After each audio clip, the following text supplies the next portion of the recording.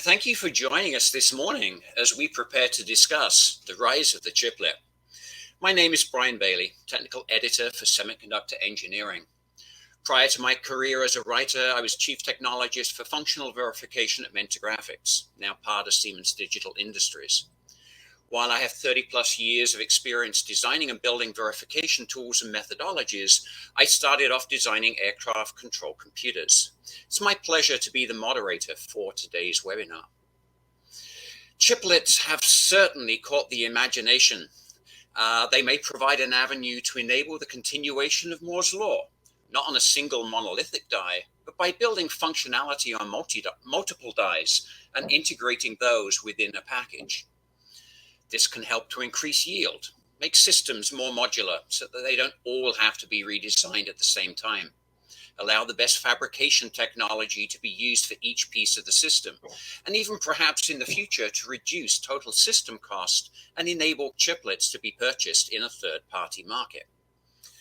There are several hurdles and problems that need to be solved before this becomes a mainstream technology. However, the possibilities are endless, and leading-edge companies are beginning to establish the course for the industry. Standards are being considered and put in place so that hopefully it will not be the same Wild West that was created when soft IP first became an important part of the industry. Joining me today are Nick Iliadis, Senior Director of Product Planning at Achronix. Prior to Achronix, Nick was VP of Portfolio and Technology Strategy at Marvell Semiconductor and Vice President and Group CTO at Broadcom. Rick Wozniak, Principal Analyst for ASIC and SoC at Semico Research. Rich has been in the semiconductor industry for 35 plus years, looking at analog, ASIC, memory, and processor functions, as well as system products, software development, and process technology. And then Bapi Vinokata currently leads the Open Domain Specific Architecture sub-project within the Open Compute Project. The ODSA has active volunteers from over 50 companies and has 8 active work streams that aim to define an open chiplet marketplace, and has several key chiplet-related activities in flight that are essential for establishing an open chiplet economy. So the structure of today's event. We will provide a brief overview of the chiplet market and how it's evolving. I think we will see some controversy starting even as we do that. I do have a few questions to get the discussion going, but we want to hear your questions. For those of you watching on LinkedIn, just enter your questions as comments.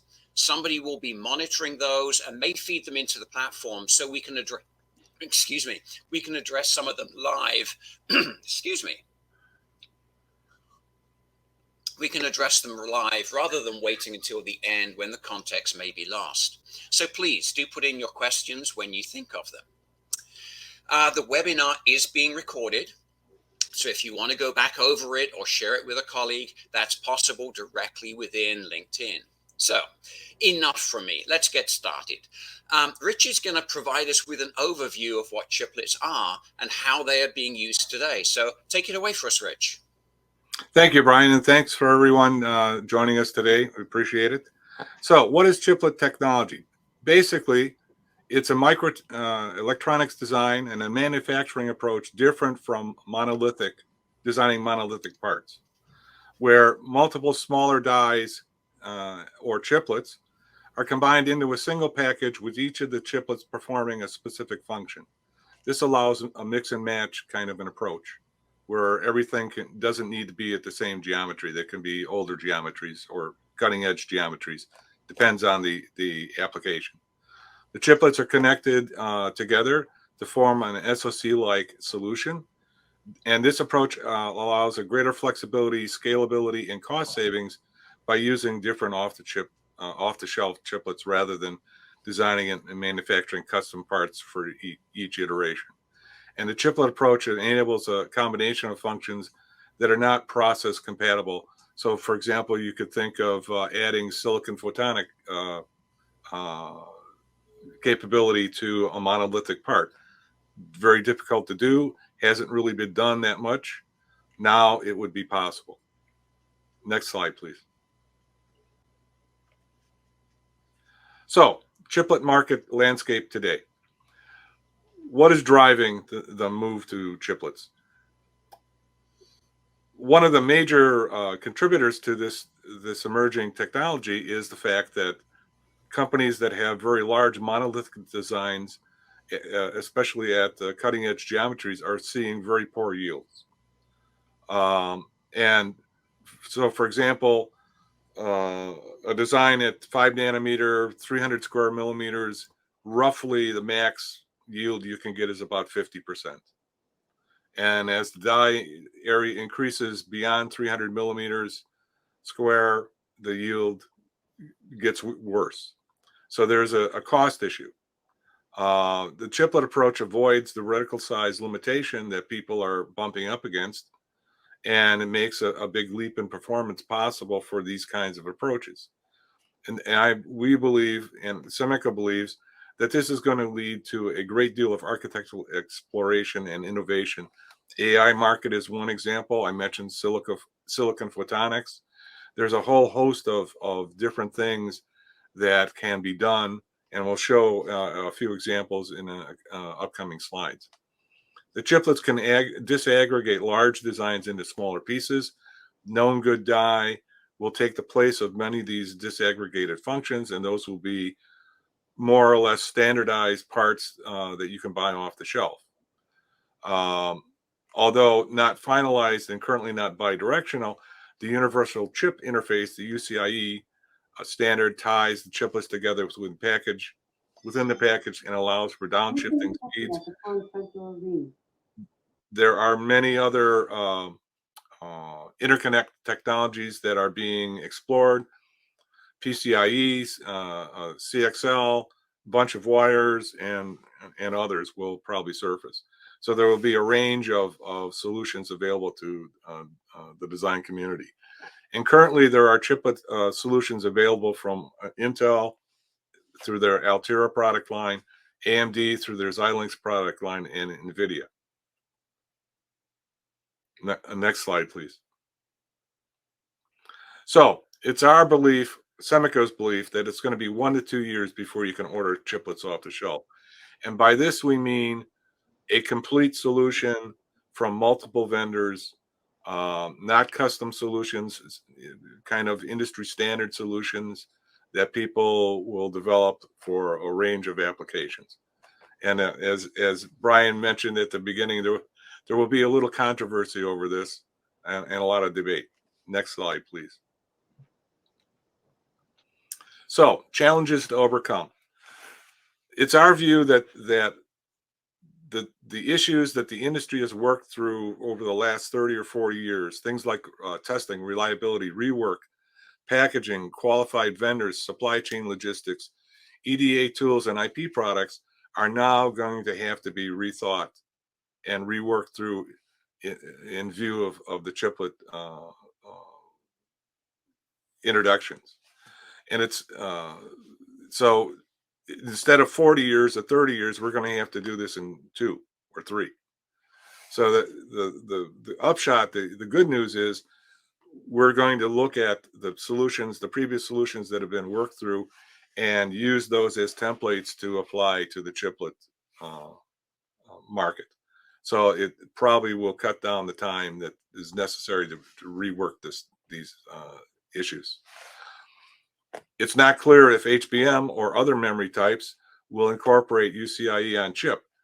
This, the current memory products, discrete memory products, all have industry standard interfaces. UCIe is not an industry standard yet, and the DRAM suppliers are going to have to decide whether to incorporate UCIe as an interface on their parts, and it's going to depend on the volume opportunities and who the customers are going to be. So this is something that needs to be determined. Any known die intended to be connected via UCIe needs to be redesigned to include the interface, and realistically none exists today. So there's a process that is going to have to be gone through to incorporate those interfaces on the parts. Who assumes the liability and the cost for failed chiplets and a packaged chiplet? Small packaging companies may not have the financial resources to undertake large volume opportunities. So there needs to be some work done in this area to smooth the path, so to speak, to allow some of the smaller packaging companies to participate. Next slide, please. So we believe the field is wide open today for companies with innovative ideas and solutions to overcome these challenges. No one company has a corner on the market for good ideas. We've seen that in the AI market, the emerging AI market today, where there are a host of companies that have different solutions and are exploring different architectures to come up with the right one for specific applications. And we believe the same is going to happen for chiplets. Next slide, please. So predictions and opportunities. Semica believes the market inflection point is going to be reached when solutions are found for these previously mentioned issues and are widely available in the market. The market volume hits when those companies with smaller designs, less than 100 square millimeters, let's say, adopt chiplets. That's going to happen when they feel comfortable that these issues have been solved to a reasonable extent. The chiplets enable these smaller companies with limited resources to do things that were previously not possible to them, such as adding silicon photonics or robust security functionality, AI accelerators, and a host of other functionality. Semica believes this capability is going to further accelerate the use of eFPGA gates in these designs due to their ability to enhance the functionality of the products. Semica believes embedded analytics from Proteantex, companies like Proteantex, Synopsys, Siemens, also called silicon lifecycle management products, are going to be used in chiplets. Predictive maintenance, power, and voltage monitoring, fine-tuning memory processor interactions, and things like that are all possible through the use of this technology. We're seeing a lot data center operators and hyperscalers starting to adopt this technology because the uptime is crucial for their businesses and their business models, and it makes sense to do this. We think the same approach is going to be applied for chiplets. There's also the possibility for the use of CPU functional accelerators placed around the chiplet package to enhance different types of functionality. And it's likely that these designs are going to be either ARM-based or RISC-V solutions.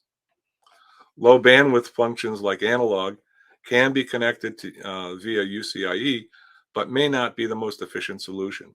So that we believe there's a possibility for another interconnect technology just for this case to maximize performance. Next question, please. Next slide. We may want to pause here. We have quite a few comments coming in regarding the different standards.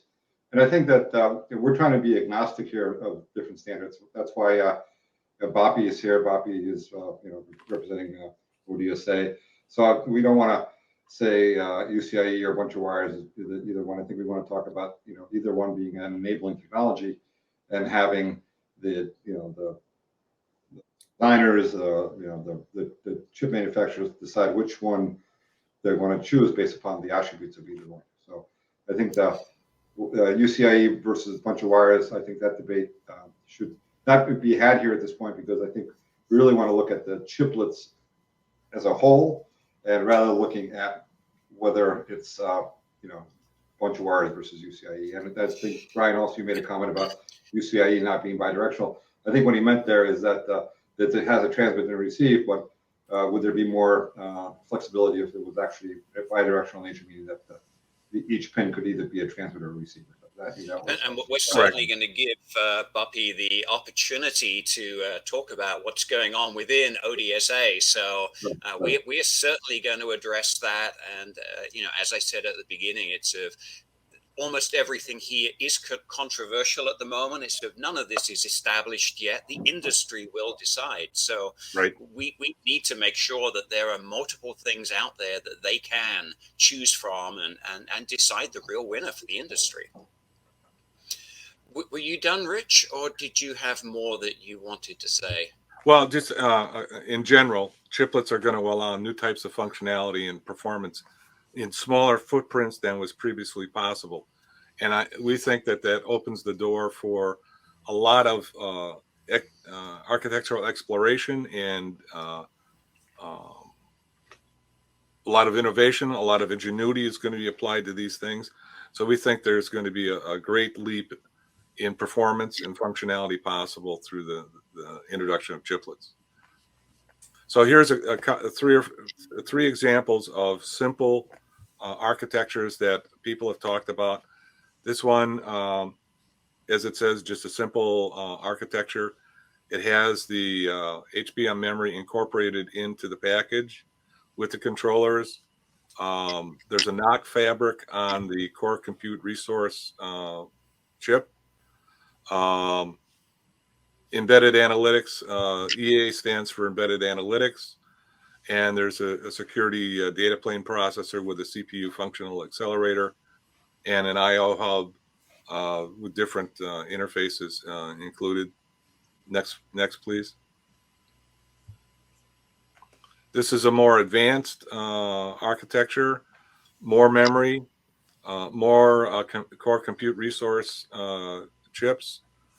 Again, this includes a security data plane processor and an I/O hub, but now it adds silicon photonics as a chiplet for functionality for higher transmission speeds. And next one. And this is a kitchen sink kind of view where I tried to pull in just about everything that could be done as far as in one package. I do not believe that this is ever going to see the light of day. It's not something that people would manufacture, but I believe indicates what would be possible to do.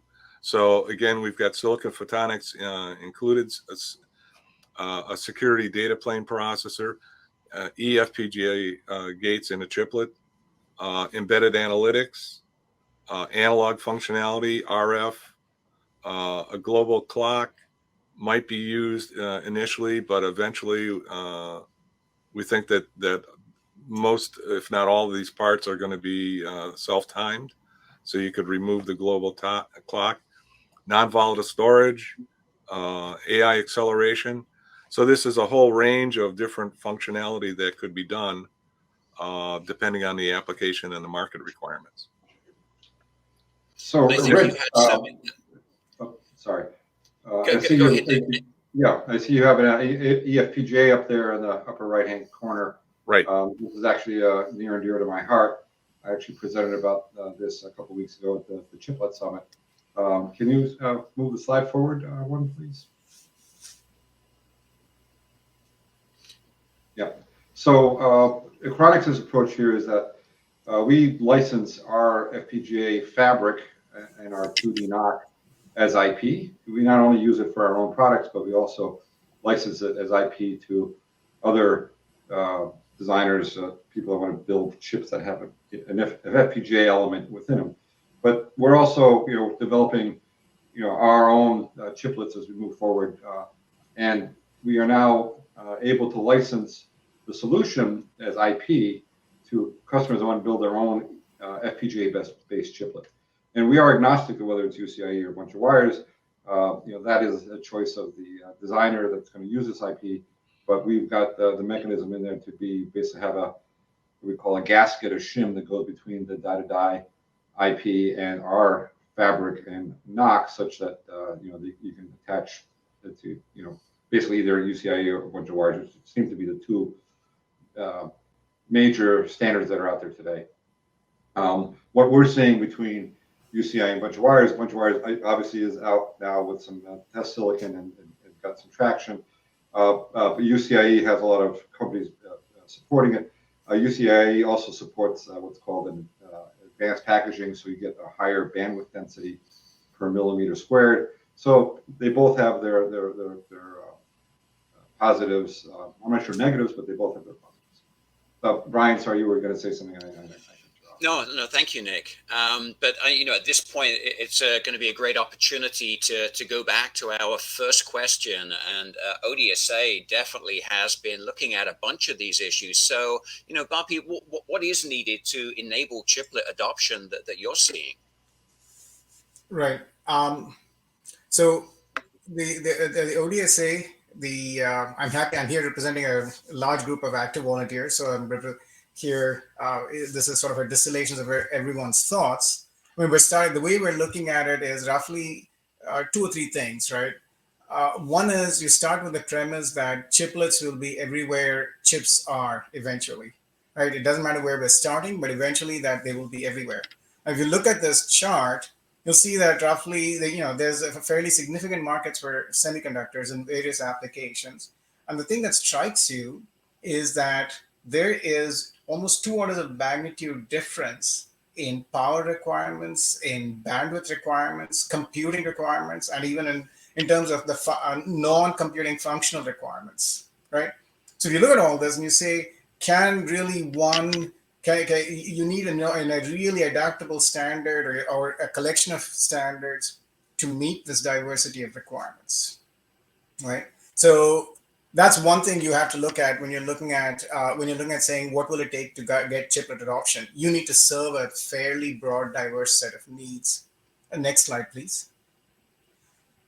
The second thing to understand is that chiplets will change the current business and technical workflow in the value chain. That things which a designer didn't previously need to recognize, like packaging technology, have to be brought forward into the design process. The second thing a designer may have to consider is, if I'm designing a chiplet that works with 4 other chiplets, what's the lifetime of those other chiplets? Will they match the lifetime of my product? Or will I have to replace one of those chiplets while my product is live in the market? So things like inventory and lifecycle management, which a designer really didn't need to worry about, have to be brought forward into the design process. So in some sense, you need to recognize that chiplets will change the workflow with product design. Next slide, please. So one of the things we've sort of started talking about is, rather than thinking about it as a marketplace, which sets up this abstract that, I'm going to buy something off the shelf, and that's a much harder challenge. We started thinking of it in terms of a chiplet economy. What will it take to build and that chiplet economy doesn't need just standards, but it needs workflows, it needs tools, so that a company can build a chiplet-based product either by buying some chiplets from outside companies, buying tools to support chiplet design, buying or learning from the community with prototype designs. And in some sense, as one of the questions asked, and as Nick said, right, the chiplet economy is already here in some portions. You can buy complete designs which support a bunch of wires interface. There is now a open specification to physically describe chiplets in an XML format. So there's a bunch of things the way we're thinking about it is as a chiplet economy. And so if you go to the next slide, please. So when you look at it as a chiplet economy, it becomes reasonably clear that the problem of designing with chiplets and the standardization and the efforts needed are not just at the interface, though that attracts a lot of attention. You have to provide tools and mechanisms for SIP design. You have to provide tools and mechanisms for SIP integration, technical workflows, right? So one of the simplest things is, how do I describe a chiplet? And in the OCP, we've just had an announcement with JEDEC where a format developed within the OCP from one of its member companies is now going to be a part of a JEP30 part model. That whenever you make a chiplet, that's how you start describing it. So on this slide, I'm not going to go through each of these line items, but they give you a sense of the problems to be solved if you're trying to design with chiplets. So for example, we already touched on the known good die, or what does a business contract with chiplets look like, right? And what do logistics with chiplets look like? And I'm happy to say that in the OCP, we have work groups doing each of these activities. As an example, there is a worksheet that is available to the general public today, where you can go and download, which helps a designer compare a chiplet-based design with a monolithic design. It includes parameters for design costs, for manufacturing costs, for different heterogeneous process nodes, etc. Or we have reference tools to help you compare multiple die-to-die interfaces out in the market today. And we're also building things where, one of the hardest things to do is to get started, is to learn how to build stuff and how your processes change. So we have a lot of reference projects. We're going to do a demonstration from a bit of an open package that connects die from two different companies. So the way we think about it is that you need to do a collection of activities, all of which together help companies get into the chiplet economy, but they're not overly specified. That we'll do a core set of activities that the marketplace will take and adapt to various applications. And I think that is my last slide. I'm happy to take questions or with anybody else. Yeah. So one of the other things, Bobby, I think there is somewhat of an open chiplet economy today in the HBM memory space. If you look at HBM memory, the JEDEC has specified the pins, the pinouts, the bump maps, the physical form factor, meaning the size of the die. And so I think in the chiplet ecosystem, the broader chiplet ecosystem, not only do we have to define the electrical interface, whether it's UCIe or a bunch of wires, but there may be other things that have to have standardized sizes, because once you get into some of this packaging technology, there are restrictions about aspect ratios and things that look like diving boards are coming off of, a chiplet that comes off the side of another chip that makes it look like diving board is not manufacturable due to warpage. So there are all these secondary issues that have to be addressed in an open chiplet ecosystem, where the chiplets have to be, puzzle pieces that fit together nicely, because if they don't, then you basically have a chiplet that can't be used because it doesn't meet not only the electrical interface parameters, but the physical parameters, the thermal parameters. So all those other variables or knobs that we have to choose, twist, have to be put within boundaries of what's acceptable, what's manufacturable. I think there's a question that's come in here that is definitely near and dear to my heart. Looking at the functional verification of systems that contain chiplets, and this particular question is asking about UVM, but I think there's a much broader aspect to this question of how do we create models of chiplets, be it for functional verification, be it for power integrity verification.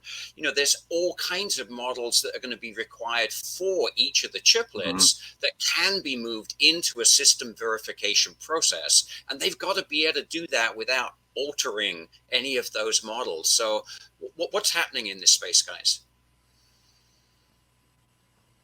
So I can take a first crack at it. One of the things the OCP had an announcement literally 2 weeks ago at the Chiplet Summit about a CDXML based part description. We're starting with physicals for a chiplet, right? Area, orientation, thermal map, power delivery, bump maps, right? And you can imagine that description now growing to include to have a companion description for functional descriptions of chiplets, right? That's sort of a higher level bus functional model, so to speak. So at least we've started, the initial efforts are focused where there's a known gap, is the idea that you need to know more about chiplet physicals than you need to know about chip physicals in order to integrate chiplets from multiple vendors. And in this, we're beginning this work with JEDEC, where we can create a standard JEP30 part model to physically describe a chiplet, and that travels with the chiplet through different integration and design and physical verification workflows. If you're doing if you're doing SIPI analysis, power distribution, whatever else, this part model travels with the chiplet. And I'm assuming that there will be other equivalent. On the functional side, I'm pretty sure we can borrow from the traditional functional models that exist for IP in order to integrate and verify chiplets as well. Mm-hmm.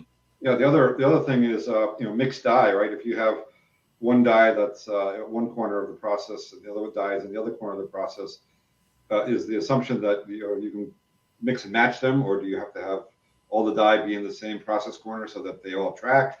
So those are also challenges. And then when you try to simulate these, and then you end up having, typically when you simulate it in a single device, you're assuming it's going to be in one of the process corners, or even cross die variances are within a certain range. But if you have two independently sourced chiplets, how do you ensure that, unless they're just talking over just an interface and there's no other tie between them, and it's just like Ethernet sending packets and receiving packets, do they have to all be tracking how they their process, their capabilities? Just like buying memory chips, right? You can buy memory chips at different speed grades. You buy chiplets at different speed grades. So I think there's all these other nuances that come out of this as well. It definitely seems as though we're going to need to think a lot more about, true hierarchical flows, that, we can't be re-verifying the chiplet when we verify the system. So reduced order models seem as though that they're something that we really need here. To Nick's point about process verification, one of the interesting things about the implementation data we saw at the Chiplet Summit was how there was a company that presented a bunch of wires, actual performance, measured performance across the slow, fast, and it was remarkably stable. That was something that was kind of interesting to sort of see real world data coming back about process corners and die-to-die performance. So here's another question, Rich. You talk quite a lot about silicon photonics integration. Any other details you can add here about how this would actually work and what other problems need to get solved to make that a reality? Well, I'm not going to say that I'm an expert on silicon photonics because I am not. I've talked to 2 or 3 companies that are actually doing chiplets for silicon photonics. The issue is the mismatch in speed between what's transmitted to the silicon photonics chiplet and what's transmitted outside. So if you think about it, obviously the interconnect to the silicon photonics chip is not going to be the same speed as what's going to be transmitted externally. So there's a gearing function, if you will, that probably requires some packet spacing, so that you transmit the data to the silicon photonics chip, and it's not transmitting right away. There's a buffer that you need to fill up and then transmit. But I will say that to make this work correctly, to get the max performance out of it, on the other side, meaning the receiving side, you need a silicon photonics interface also, so that you can receive the data in the most timely manner. So I'm not exactly sure as to the question about the fibers coming in and out. That I don't know. Yeah. Let me take that one. I actually did quite a bit of work on this when I was at Broadcom. There are these high density fiber optic connectors that you can actually mount inside of on a package. Most likely the light source would be off package, because that's the way to create because lasers are very thermally sensitive, so you want to be able to have you want to have the laser laser at the proper light frequency. So you want to have that in a controlled environment. Bring the light into the package and then split it up across multiple channels and then maybe even have multiple wavelengths coming in, but then get mixed together on one fiber. Yeah, and as Rich said, on the back end of that is probably a parallel interface, and then there is a gearbox function inside to take that and turn it into a serial link, because basically the whole idea of fiber optics is you want to send as much over a single fiber as possible, whereas on the back side you'd be maybe UCIe or a bunch of wires, because you want to have a broadside interface that you can move the data in and out of there. But typically on the fibers, you're going to want to have something standard like Ethernet or some sort of packet optical interface. So there may be even a like Rich said, a buffer in there or a protocol conversion that takes raw data and packetizes it. So I think it's a really wide open field right now, and I think there's a lot of companies out there trying to innovate. One of the things that we don't have there is standards. So there's standards at the fiber end, but there's not really standards about what that's actually in the package. You brought up one point there, Nick, about thermal. Thermal is possibly going to be one of the potential killers of the whole chiplet methodology. You don't know where your chiplet's going to be put. So, how are we going to deal with some of these thermal issues? So actually at the Chiplet Summit, there was a company, I forget their name now, that was showing their thermal modeling software for multi-die packages. But yeah, this is where, if you're designing a PC board today, you're going to have devices from multiple manufacturers, and you have to put heat sinks on them depending on the thermal output and airflow. But at least there you can individually put heat sinks on devices where when they're all inside the same package, they're much more closely coupled in terms of their thermal dissipation. So much more creative ways to get that heat out without having it pollute the other parts in terms of raising their operating temperatures is going to be challenging. I mean, myself, I'm not a thermal mechanical engineer, but I can see there's going to be challenges there, and so it's an area open for innovation. Is that an area the ODSA is looking at, Bobby? Yes. So there's two things we're looking at. One is in general, I think there's a simple standard description problem, right? How do I describe hotspots on my chip? How much power does it need, and so that a tool can comprehend it.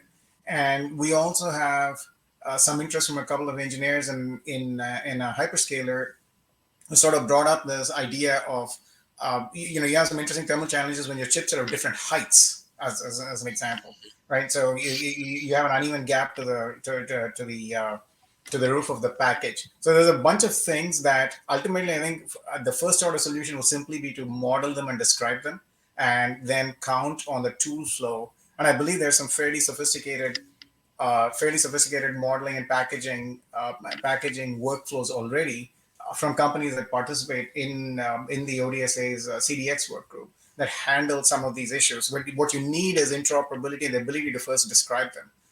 Then you can sort of flip from tool to tool with a portable description. Okay. Now, right at the beginning, when the subject of interfaces was being, talked about, but by Rich, we had a lot of questions coming in. Interfaces are clearly one of the areas that there's a lot of controversy, there's a lot of opinions about at the moment. Where are the various standards at the moment, and how are they evolving? Maybe you can start with that, Bobby. Sure. UCIe has done this fantastic job of elevating and creating awareness of the need for an open die-to-die interface, right? And so there's a lot of interest in this topic based on that. I will talk about the ODSA has worked on two interfaces. One was an open HBI interface, which we released, which is derived from the HBM interface. And there's a bunch of wires interface for which we released the 1.0 spec a couple of months ago. And the interesting thing is, because of the way we worked on the spec, it's a very open process where everybody, the sort of general public, can look at the drafts as they're developing. And so we had feedback on the spec as it was evolving. So we have first silicon based on the spec already from several companies, not just one. And one of them even shared implementation data where they're demonstrating beachfront bandwidth of about 800 gigabits per second per mm on laminate, which is fairly substantial. The spec itself is fairly portable. It's being implemented in process nodes ranging from 65 nanometer all the way to 7 nanometer. Now, if one of the key goals of chiplets is heterogeneity, to pull a whole bunch of process nodes together. Mm-hmm. So the bunch of wires has achieved that goal of being portable across multiple process nodes. And so in turn, we've got a bunch of companies implementing AI chips, networking chips, a very high performance server class RISC core, and there are a few other internal developments that are happening. So what we've been working on what the group has been working on, excuse me, has been a second draft, a follow-on draft with a bunch of wires that adds a bunch of features, doubles the maximum speed, etc., which should come out, in the near future. So in terms of the bunch of wires, the idea is how do we make a scalable interface that works on laminate and advanced packaging, that works on a wide range of process nodes, all the way from 65 nanometer to 7 nanometer, that has measured power, silicon measured power of sub 5.5 picojoules per bit. So roughly, one of the sort of more gratifying things has been to watch implementation data match the spec data, because we had a lot of feedback on the implementation as it was happening. On top of that, it's not enough to just talk about the physical interconnect. You have to talk about two chiplets connected exchange information, not just bits. And so you have to talk about what is the logical information flow between them. And so we have had a lot of work on essentially die disaggregation, AXI, the flow of AXI transactions across two chiplets, right? So you have a RISC CPU on one side and a little accelerator on the other, and these two will be talking AXI over a bunch of wires. So for that, we've had work on mapping transaction protocols and establishing a stable link layer, and these efforts should be out soon as well. So on the OCP side, there's been a bunch of wires 1.0 draft, a 2.0 draft, and more importantly, a lot of progress on how chiplets exchange information, and finally having proof points that, hey, the spec's on the right track. And the last thing is that, one of the things we've noticed is that a bunch of people looking at chiplets don't know where to start in some sense. So there's one of the projects we have is this idea that let's build a package out in the open that takes two bunch of wires chiplets from two different companies and shows people how to design a package that integrates these two. So the entire design process, channel models, the whole 9 yards, it's all out in the open. And it's an international effort funded by many companies. But the good news is, even if you don't want to share your bunch of wires work or any parallel interface work, you can access this material and learn how to build a package, learn how to get two different chiplets from two different companies to interoperate. And that's why I think we're the first open interoperation demo between two chiplets from two different companies. So that's roughly where we are.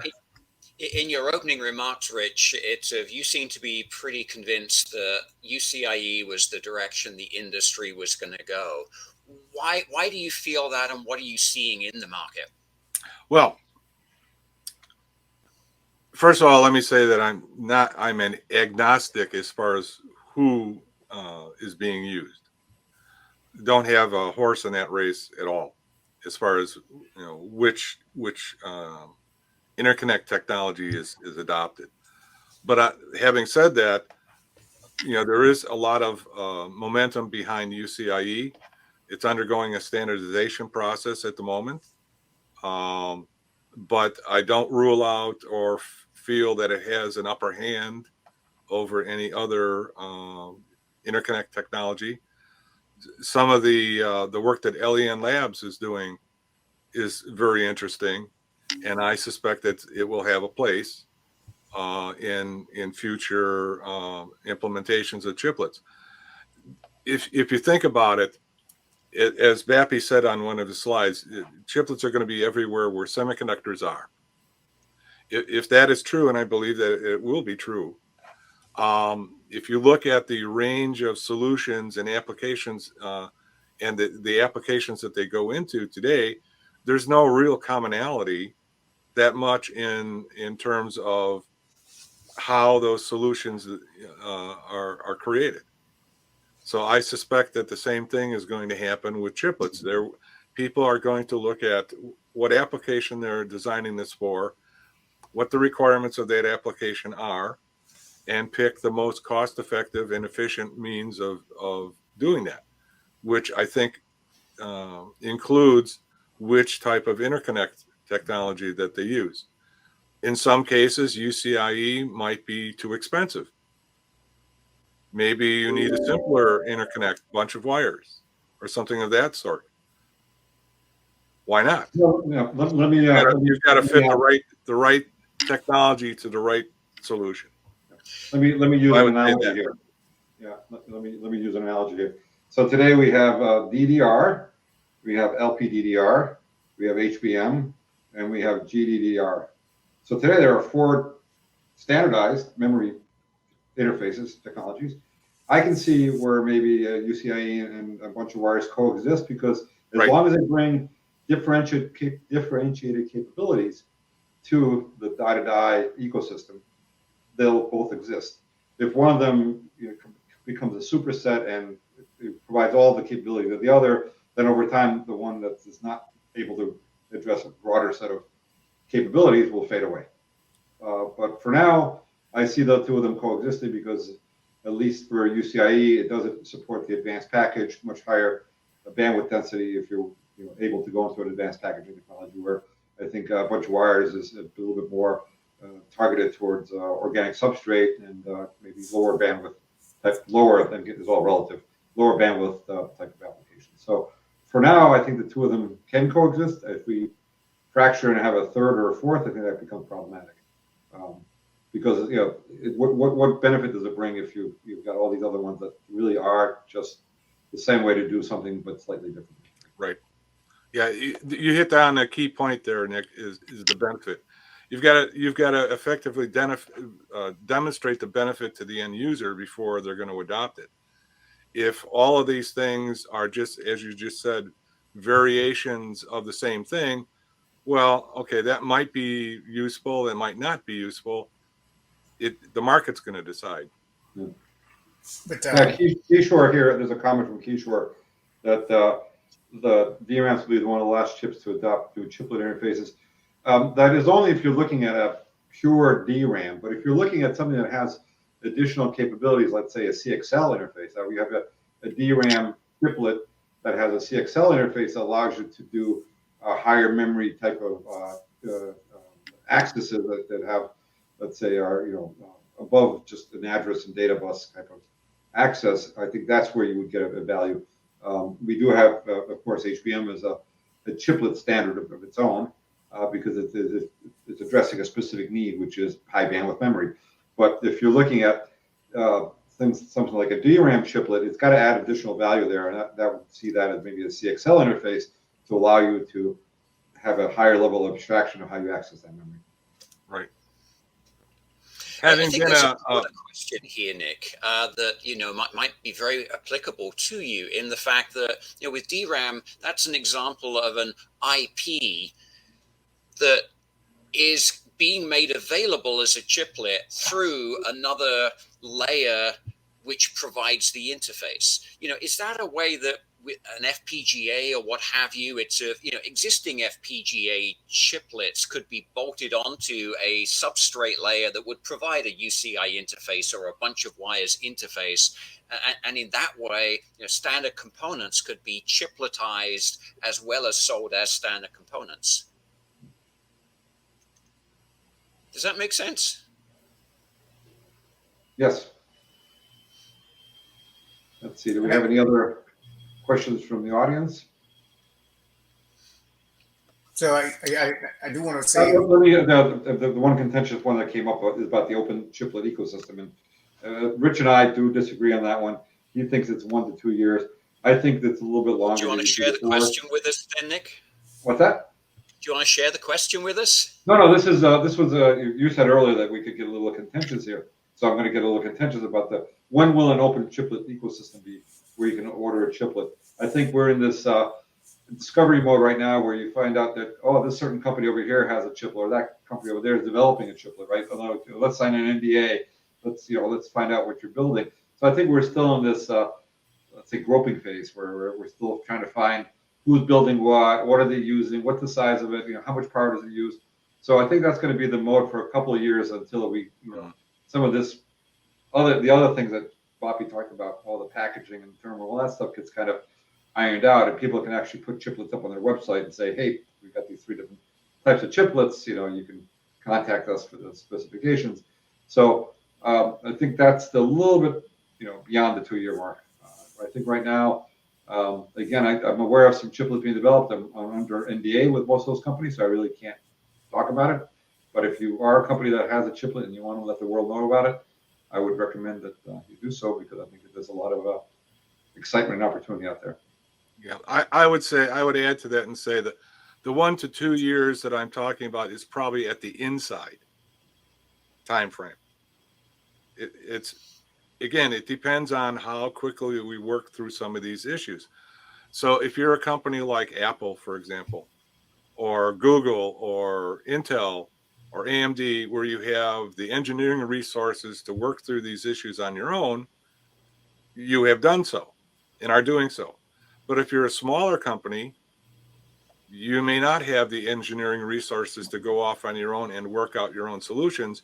You've got to wait till some kind of consensus forms in the industry about how to deal with some of these issues, and you're not going to proceed down that road until those issues are solved. So, thinking, putting all that together says to me that uh, at the inside, it's going to be 1 to 2 years before you can buy an off-the-shelf complete solution from multiple vendors.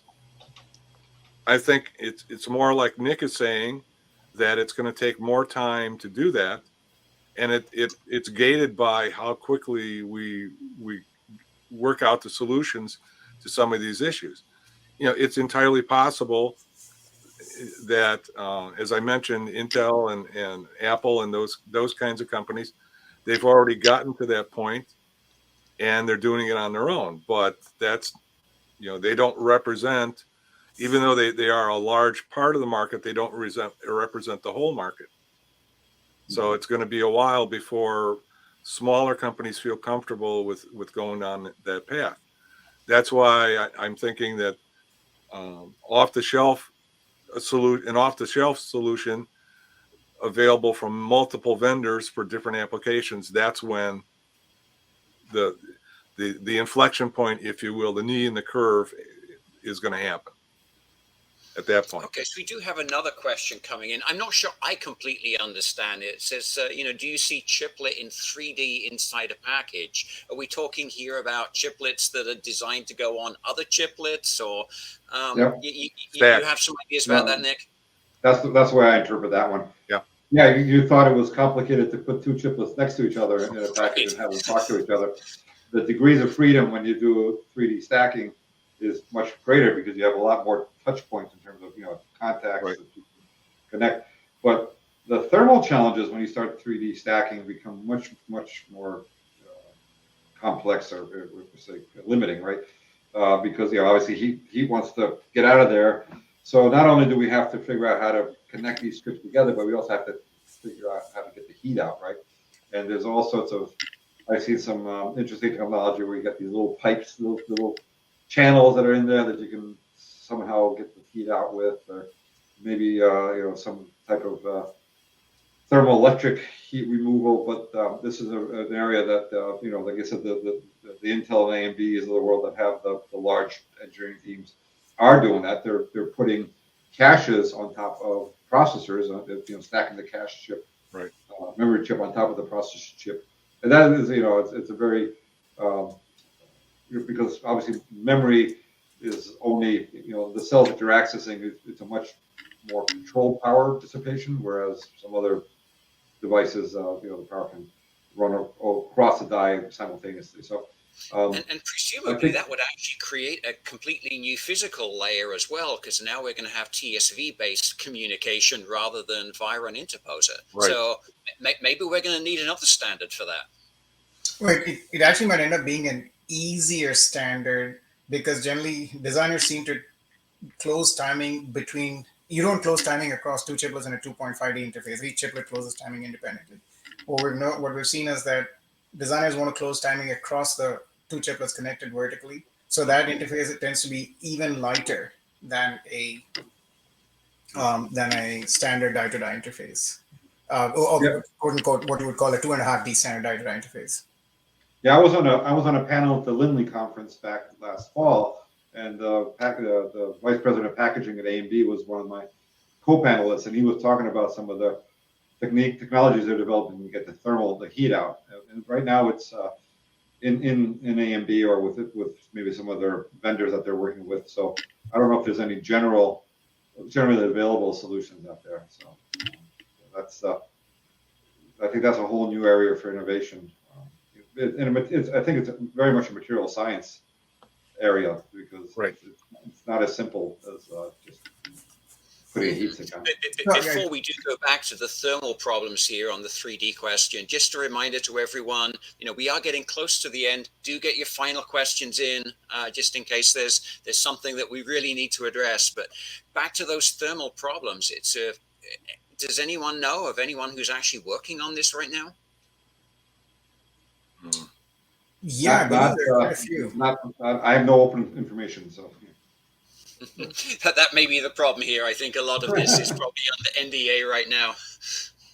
I think there's a more than a handful of companies working in that space, and the government seems to be about to kick off a 3D integration program as well. That where the announcement is due in a few months on EDA synthesis across multiple dimensions. So that. I think one of the big questions that we've been skirting around quite a few times is, chiplets, are they an internal vertical integration strategy, or is it going to be a third-party market? Is the whole technology viable without the third-party market? Or, it seems to be that a whole bunch of companies are already saying this is working, that this is viable. Well, if you look at just take a step back and just look at the landscape as it is today, and just look at Apple. They're doing a chiplet in every iPhone. It's going to be in every desktop, laptop, tablet that they're making. And although they don't sell those parts into the merchant market, you could assign a value to them, and it's already in the tens of billions of dollars. But that's all captive. There are other companies, larger companies, as I mentioned before, Google, Amazon, Facebook, Huawei, Baidu. Those companies are doing this too. Again, internally. So there is some volume and there is some revenue, if you want to count it that way, being generated. But then you look at Intel and AMD and NVIDIA. They have chiplet products that are in the market. They're generating revenue from that, but it's early days yet for the merchant market. I kind of agree that, as I mentioned before, the inflection point that I'm talking about is when smaller companies are able to adopt the chiplet approach, create their own products, and sell them into the merchant market, or you're able to order those off the shelf. That's where the inflection point is. It's going to take a while to get there, but if you ascribe to the view that Moore's law is slowing down, this is a way to get around that. What we're essentially doing is we're taking an entire PCB as it sits today, whatever the functionality is, removing what bits or parts that we don't need, and shrinking the whole thing down into one package. So essentially, we're taking a PCB and shrinking it down into one package. And when you look at it that way, the possibility for innovation is very large, and the possibility for a great increase in performance and functionality is also very large. So it's our view that part of it, the ability to innovate beyond the reticle size limitation that we currently have in the industry, that's what's going to drive the adoption of chiplets. Okay, Rich. Well, we are just about out of time at this point, but I just want to take a quick check with everyone. It really does seem as though I'm getting the feeling that there will be no one-size-fits-all solution. There is no universal solution to the problem. Just with a yes, no, or a few words, do you agree with that, Buffy? Yes, I absolutely do. I do have some thoughts that I want to come back to after Nick. I hear Nick and Rich's answer to that. No, this is very exciting. As Rich said, we were starting to come up against the physical limits of Moore's law on a monolithic die, having transistors you could put per square micron in this case. But this gives us another degree of freedom, and then the 3D stacking version of this gives us another degree of freedom. But there's challenges, but I think there are also many opportunities. No, I would agree with both Boppy and Nick. No one size fits all. You need to look no further than the current market for monolithic parts. We don't have one size fits all there, so I think it's unreasonable to expect that chiplets are now going to be different. They won't. Boppy, you wanted the ability to counter Nick? No, not at all. So I do want to say this it is interesting to think of ordering chiplets from a market as a vision. I think it's much easier to take actions when you think of it as a chiplet economy in some sense. Coming back to that point, that if you think about it, like it was almost, I think it was either 18 or 19 that AMD CEO went on stage and said, "Hey, we're going to split our design into multiple chiplets." And at that point, they knew how to make the chiplets talk. It's more that the organization of their product line and the partitioning of functionality, and how do you get the IP? What we have in 2023 is, if a new company wants to make a chiplet product line, there's enough third-party IP out there. You can buy interface IP with a bunch of wires. You can buy power modeling software, thermal modeling software, all sorts of interesting stuff to partition your internal product line on a standards-based interface. And so what I think we can do is, while we're going to this vision of a marketplace, we can take a sequence of activities that gradually reduce the friction of doing business in chiplets. And when you do that, I think you also make it easier to integrate third-party chiplets. We have to leave it at that point, Boppy, Yep. although I'm sure we could continue this discussion for a long time. I do apologize to people if we didn't manage to get to your questions. One final piece of housekeeping, you'll probably see that there is a QR code up on your interface. If you scan that QR code, you will get a copy of all of the slides that were used earlier in this presentation. So at this point, I want to thank our panelists. I want to thank those who've been working behind the scenes to make this happen. Great job, guys. And to you for joining us today. So thank you very much and goodbye. Thank you. Thank you. All right.